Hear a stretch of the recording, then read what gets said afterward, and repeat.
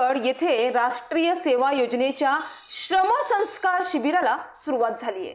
विक्रमगड तालुक्यातील छत्रपती विद्यालयामध्ये 24 डिसेंबर पासून या शिबिराला सुरुवात झाली आहे।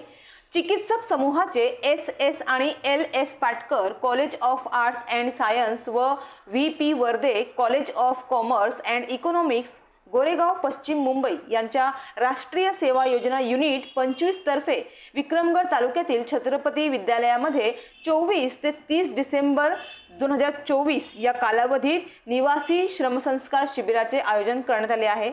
या शिबिराचा मुख्य उद्देश ग्रामीण भागातील समस्यांचे निरीक्षण करून त्याच्यावर उपाय शोधणे आणि विद्यार्थ्यांमध्ये सामाजिक बांधिलकीची भावना विकसित करणे अशी आहे। 24 तारखेपासून सुरू झालेल्या या शिबिरामध्ये विविध शैक्षणिक, सामाजिक आणि सांस्कृतिक सत्रे आयोजित करण्यात आली आहे।